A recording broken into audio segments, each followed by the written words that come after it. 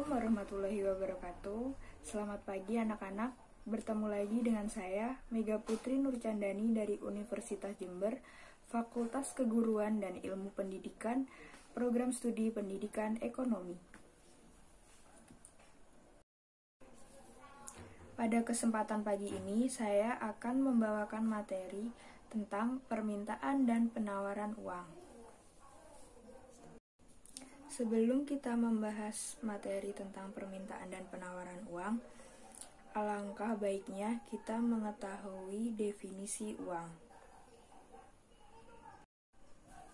Di sini pasti banyak yang tahu apa itu uang, karena pada kegiatan kita sehari-hari tentu saja melibatkan uang. Definisi umum dari uang adalah segala sesuatu yang digunakan sebagai alat tukar.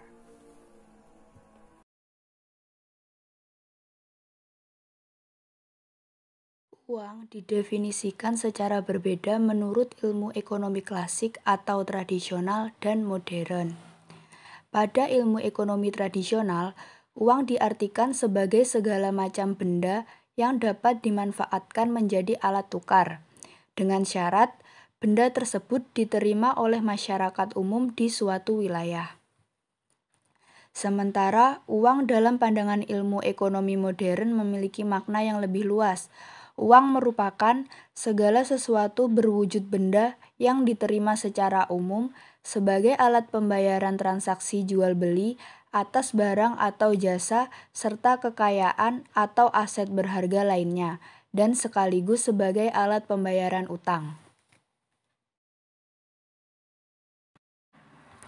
Dari beberapa definisi tersebut, dapat diambil suatu kesimpulan bahwa uang merupakan suatu benda yang diterima secara umum oleh masyarakat di suatu wilayah guna mengukur nilai, menukar, dan membayar setiap transaksi pembelian barang dan jasa, serta menimbun kekayaan. Fungsi uang dibedakan menjadi dua, yaitu fungsi asli dan fungsi turunan. Fungsi asli uang yang pertama yaitu sebagai alat tukar atau medium of exchange. Orang tak lagi kesulitan untuk melakukan pertukaran, di mana pertukaran tak lagi menggunakan barang dengan barang, tetapi barang dengan uang. Keberadaan uang ini tentu menjadi solusi dari berbagai kesulitan-kesulitan yang timbul dalam sistem barter. Fungsi asli uang yang kedua yaitu sebagai satuan hitung atau unit of account. Uang menunjukkan nilai suatu barang dan jasa yang diperjualbelikan, besarnya kekayaan, dan juga menghitung besar kecilnya pinjaman. Tak hanya itu, uang juga dapat digunakan untuk menentukan harga suatu barang dan jasa. Pada fungsi ini, uang memiliki peran dalam memperlancar aktivitas pertukaran. Fungsi asli uang yang terakhir yaitu sebagai penyimpan nilai atau valuta. Keunikan dari fungsi ini adalah uang dapat mengalihkan daya beli dari masa kini ke masa mendatang. Orang yang mendapatkan uang karena menjual barang atau jasa, maka ia bisa menyimpannya untuk kemudian digunakan membeli barang atau jasa di masa yang akan datang.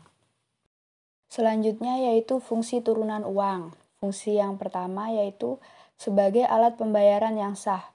Fungsi ini memungkinkan dan mempermudah transaksi jual-beli suatu barang atau jasa, baik dapat kuantitas kecil maupun besar. Yang kedua yaitu sebagai alat pembayaran utang. Fungsi yang satu ini memiliki keterkaitan dengan fungsi asli uang sebagai penyimpan nilai, di mana uang dapat digunakan untuk mengukur pembayaran di masa yang akan datang. Sebagai alat penimbun kekayaan, bagi sebagian orang, terutama yang memiliki penghasilan berlebih, uang tak digunakan seluruhnya untuk kebutuhan konsumsi, tetapi disisihkan sebagian untuk disimpan dan dalam bentuk tabungan, giro, deposito, atau investasi guna keperluan di masa depan. Selanjutnya yaitu jenis-jenis uang.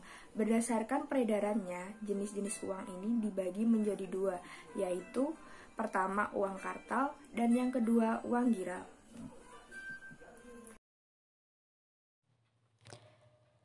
Jenis-jenis uang berdasarkan peredarannya. Yang pertama yaitu uang kartal. Sebagai uang yang beredar resmi di masyarakat, uang kartal merupakan alat pembayaran yang sah dan wajib digunakan oleh masyarakat dalam melakukan kegiatan ekonomi sehari-hari. Uang kartal ini terdiri dari uang kertas dan logam. Selanjutnya yaitu uang giral. Uang giral umumnya dimiliki oleh kalangan masyarakat tertentu karena berbentuk simpanan di bank yang dapat ditarik sesuai kebutuhan dengan menggunakan perintah bayar berupa cek, giro, kartu kredit, debit, uang elektronik atau e-money, dan wesel pos. Setelah mengerti definisi uang, selanjutnya kita akan membahas permintaan uang. Permintaan uang adalah jumlah keseluruhan uang yang diinginkan, diminta, atau dibutuhkan oleh suatu perusahaan atau masyarakat. Berdasarkan teorinya, teori permintaan uang dibagi menjadi dua, yaitu teori klasik dan teori Keynes. Selanjutnya, saya akan menjelaskan teori klasik. Menurut pandangan teori klasik, fungsi uang hanya sebagai alat tukar.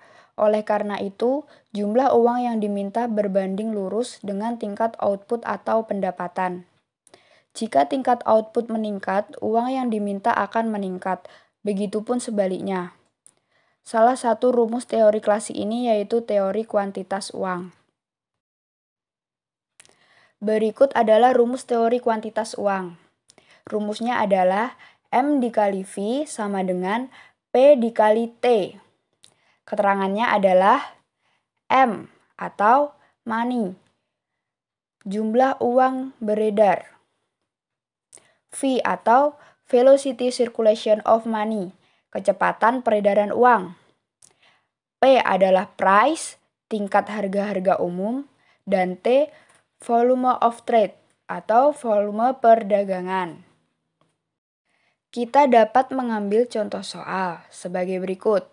Diketahui uang yang beredar dalam masyarakat 100 miliar. Jumlah barang atau jasa yang akan dijual 10.000 unit. Dan kecepatan peredaran uang sebesar 20 kali lipat. Hitunglah tingkat harga yang terbentuk. Jawabannya, diketahui M sama dengan 100 miliar. V-nya 20 kali lipat. P-nya atau price 10.000 unit. Maka ditanya T. Rumusnya adalah M dikali V sama dengan P dikali T. 100 miliar dikali 20 sama dengan 10.000 dikali T. 100 miliar dikali 20 sama dengan 2 triliun. Sama dengan 10.000 dikali T sama dengan 10.000 T. Jadi, T sama dengan 200 juta. Jadi, tingkat harga sebesar 200 juta rupiah. Menurut John Maynard Keynes, ada 3 alasan mengapa tiap rumah tangga memegang dan menyimpan uang tunai. Alasannya, yang pertama adalah alasan transaksi. Masyarakat memegang uang tunai dengan tujuan untuk mempermudah melakukan transaksi untuk memenuhi kebutuhan sehari-hari. Menurut Keynes, permintaan uang untuk transaksi memiliki hubungan positif dengan pendapatan. Semakin tinggi pendapatan, maka akan semakin tinggi pula keperluan untuk bertransaksi. Alasan yang kedua yaitu alasan berjaga-jaga. Alasan kedua yang mendorong orang untuk menyimpan uang adalah untuk alasan berjaga-jaga karena bisa saja suatu saat kita mendadak sakit atau mengalami kecelakaan. Alasan yang terakhir yaitu alasan spekulasi. Uang tunai selain mempunyai manfaat untuk memperlancar transaksi dan untuk berjaga-jaga, juga dapat digunakan untuk berspekulasi. Spekulasi di sini adalah mencari keuntungan sesaat. Misalnya, seorang pedagang trompet membeli trompet dengan jumlah banyak pada saat harga trompet sedang murah. Ia tahu bahwa pada saat mendekati malam tahun baru, harga trompet tersebut akan naik sehingga dia menjualnya saat akan mendekati malam tahun baru, sehingga dia akan mendapatkan untung yang berlipat. Selanjutnya yaitu penawaran uang. Pengertian dari penawaran uang adalah jumlah uang yang beredar dalam perekonomian. Yang dimaksud di sini, uang yang beredar adalah segala jenis uang yang ada di dalam perekonomian. Mata uang dalam peredaran atau uang kartal ditambah dengan uang giral pada bank-bank umum. Selanjutnya yaitu faktor-faktor yang mempengaruhi permintaan uang. Faktor yang pertama, tingkat pendapatan masyarakat yang bertambah. Yang kedua, tingkat suku bunga bank yang naik atau tinggi. Dan yang ketiga, kekayaan masyarakat yang bertambah. Berdasarkan teorinya, penawaran uang ini dibagi menjadi dua, yaitu yang pertama teori penawaran uang tanpa bank, dan yang kedua yaitu teori penawaran uang modern. Berikut adalah penjelasan teori penawaran uang tanpa bank. Teori penawaran uang tanpa bank adalah merupakan gambaran dari sistem standar emas, dalam artian ketika emas menjadi satu-satunya alat pembayaran di masyarakat. Sedangkan untuk teori penawaran uang modern, penjelasannya berbeda dengan teori sebelumnya. Dalam perekonomian modern, para produsen emas tidak lagi memiliki peran dalam kegiatan moneter. Yang terakhir, saya akan menjelaskan faktor-faktor yang mempengaruhi penawaran uang.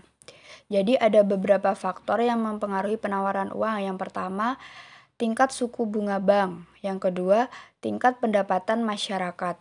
Yang ketiga, jumlah penduduk yang besar. Dan yang terakhir, tingkat produksi dan pendapatan nasional.